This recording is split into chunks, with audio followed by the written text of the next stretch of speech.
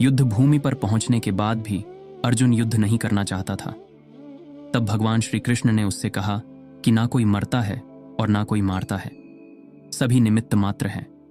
आत्मा अजर और अमर है, इसीलिए मनुष्य को डरना नहीं चाहिए, अपितु अपने नियत कर्मों को निडरता के साथ संपन्न करना चाहिए। श्रीमद् भगवद गीता का 11वां उपदेश है कि जिसे आप सबसे ज्यादा महत्व दोगे वही आपको कभी महत्व नहीं दे। आपने कभी गौर किया है कि आपका अपमान कौन लोग करते हैं? वही जिसे आप सबसे ज्यादा हद से ज्यादा महत्व देते हैं। दूसरों की इज्जत करना अच्छी बात है, पर दूसरों की अगर बहुत ज्यादा इज्जत करेंगे तो उनकी नज़र में आपकी इज्जत खत्म हो जाती है।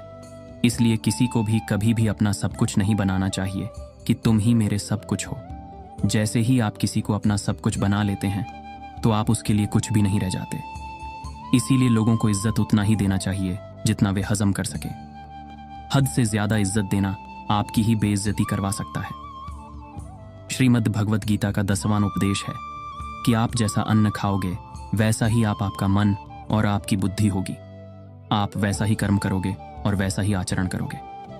सात्विक अन्न खागा तो आपका मन भी सात्विक होगा, सात्विक व्यवहार भी करोगे, सोच भी आपकी अच्छी होगी। श्री कृष्ण ने भागवत गीता में सात्विक, राजसिक और तामसिक इन तीनों आहार का विस्तार से वर्णन किया है कि क्या खाना चाहिए और क्या नहीं खाना चाहिए। और इसका निचोड़ यही है कि जो मनुष्य सात्विकता से भोजन करता है उसे जीवन में सुख और शांति अवश्य मिलते हैं। राजसिक भोजन करने से व्यवहार में क्रोध और अहंकार उत्पन्न होते हैं, जबकि तामसिक भोजन करने से व्यक्ति में काम वासना और नकारात्मकता की अधिकता आती है, जिसके फलस्वरूप जीवन में दुख, चिंता और निराशा मिलती है। अतः हमें हमारे भोजन का चयन सोच समझकर करना चाहिए। श्रीमद् भगवद गीता का 9वां उपदेश है कि आप वह मत करो जो सभी करते हैं, बल्कि वह करो जो आपके लिए सही है।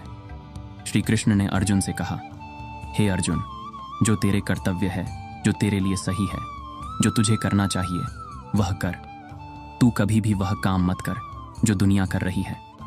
क्योंकि अर्जुन श्री कृष्ण से कहने लगा कि ऐसे भयंकर युद्ध में पड़ने से अच्छा है कि मैं सन्यासी बन जाऊं। तो श्री कृष्ण ने अर्जुन से कहा कि सन्यासी बनना तेरा कर्म नहीं है, तेरा धर्म नहीं है, तू क्षत्रिय है।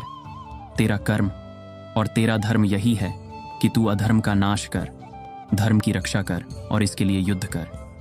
ऐसे ही हर इंसान का एक अलग कर्तव्य होता है, एक अलग ही मार्ग होता है।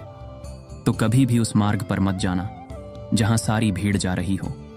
कभी भी वह काम मत करो जो दुनिया करती है कि आजकल का ये ट्रेंड हो गया है, यह फैशन हो गया है, सब करते हैं इसीलिए हम भी कर रहे हैं। सारी भीड़ यही काम कर रही है इसलिए हम भी कर रहे हैं। अगर आप वह करोगे जो भीड़ कर रही है तो आप भी उसी भीड़ में कहीं खो जाओगे।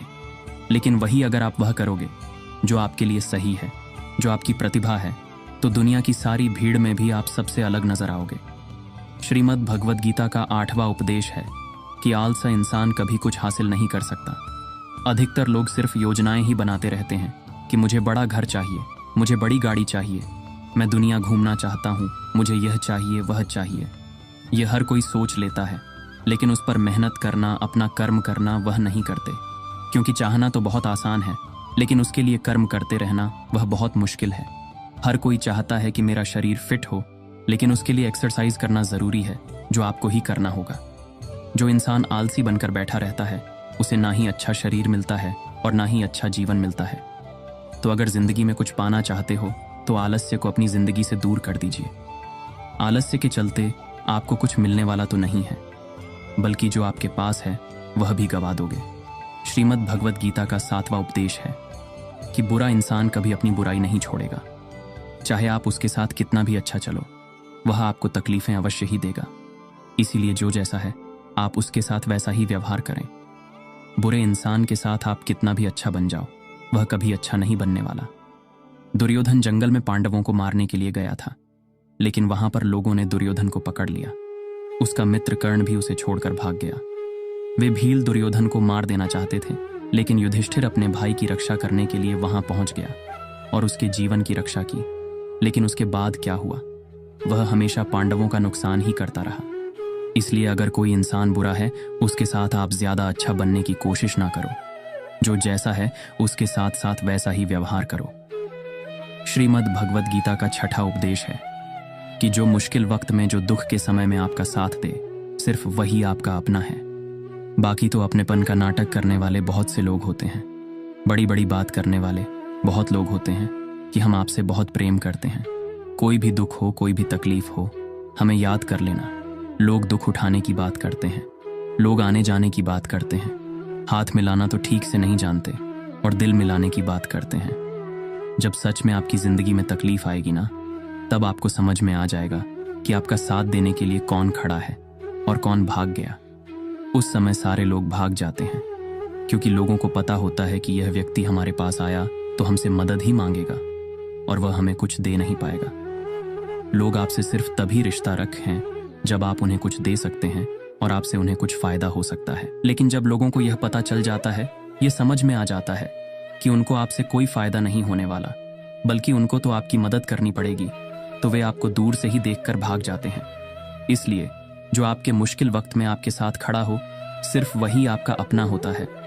बाकी इस दुनिया में सब पराये होते हैं, क्योंकि सिर्फ अपना अपना कह देने से कोई अपना नहीं हो जाता, बल्कि अपना तो वह होता है जो दुख के समय में आपका साथ दे।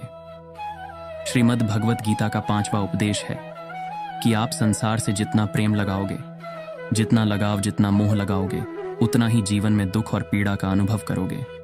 आपके सारे दुखों का कारण किसी को अपना मानना है।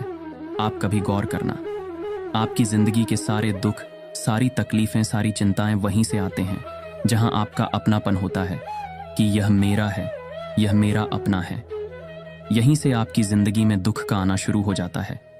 जिंदगी में जब हम किसी चीज को, किसी इंसान को, किसी रिश्ते को, किसी काम को अपना मान लेते हैं, मेरा मान लेते हैं, वहीं से सारे दुखों की शुरुआत होती है, वहीं से हर तकलीफ की शुरुआत होती। इसीलिए भगवान श्री कृष्ण कहते हैं कि अगर दुखों और निराशाओं से मुक्ति चाहते हो तो इस संसार के मोह में मत उलझो, मेरी भक्ति करो और मुझसे ही प्रेम करो। मैं तुम्हें इस संसार के सभी दुखों से मुक्त करके मोक्ष प्रदान करूंगा। श्रीमद् भगवत गीता का 4था उपदेश है कि मनुष्य को कभी भी बदले और घृणा की भावना अपने मन में नहीं रखनी चाहिए और ना ही अपने भाग्य को कोसना चाहिए, क्योंकि इस तरह वह अपना संपूर्ण जीवन बर्बाद कर लेता है। एक बार दानवीर कर्ण ने भगवान श्री कृष्ण से अपनी व्यथा सुनाई और कहा, हे कृष्ण, जब मैं पैदा हुआ तब मेरी माँ ने मुझे त्याग दिया। इसमें मेरा क्या अपराध था? द्रोणाचार्य ने मुझे शिक्षा देने से मना कर दिया क्योंकि वह मुझे क्षत्रिय नहीं मानते थे। इसमें भी मेरा क्या अपराध? और द्रौपदी के स्वयंवर में मुझे अपमानित किया गया क्योंकि मैं राज्य परिवार का हिस्सा नहीं हूं। भला इन सब में मेरा क्या अपराध था? जवाब में श्री कृष्ण ने कहा, हे कर्ण, जरा ध्यान से सुनो। जब मेरा जन्म हुआ तब मैं कारागार में था और मेरे पैदा होते ही मेरी मृत्यु मेरी प्रतीक्षा कर रही थी। जिस रात मेरा जन्म हुआ था उस रात मुझे मेरे माता पिता से अलग होना पड़ा। मेरा बचपन गरीबी और अभावों में बीता और मुझे हर वह काम करना पड़ा जो एक गरीब परिवार में करना होता है। गायों का गोबर मैं अपने हाथों से उठाता था। जब मैं चल भी नहीं सकता था तब मुझ पर प्राणघातक हमले किए गए। मुझे मारने की बार बार कोशिशें की गई। मेरे पास बचपन में ना तो शिक्षा थी, ना ही महल, ना कोई गुरुकुल था, ना ही कोई विशाल सेना थी। लेकिन तब भी मेरे मामा मुझे उनका सबसे बड़ा शत्रु मानते थे। मेरा भी जीवन कई चुनौतियों से गुजरा है। ये बात इतनी महत्वपूर्ण नहीं है कि जीवन में कितनी बार अपमानित होना पड़ रहा है, पर यह महत्वपूर्ण है कि आप उस अपमान का जवाब कैसे दे रहे हैं। आपके पास ज्ञान है जिसका आप उपयोग कर रहे हैं या नहीं, और इन सब चुनौतियों को पार करके कैसे आप आगे जाते हैं, यह बात सबसे अधिक महत्वपूर्ण है। महाभारत में जिस तरह से कर्ण की जिंदगी में उतार चढ़ाव आए, उससे यही सीख मिलती है कि इस क्रूर दुनिया में अपना अस्तित्व बनाए रखना कितना मुश्किल होता है। इसलिए समय के हिसाब से बदलना जरूरी होता है, लेकिन वह बदलाव ही उचित है जिसमें सभी का हित हो। कर्ण ने खुद को बदलकर अपने जीवन का लक्ष्य तो हासिल कर लिया, लेकिन वे फिर भी महान नहीं बन सके क्योंकि उन्होंने अपनी शिक्षा का उपयोग समाज से बदला लेने की भावना से किया।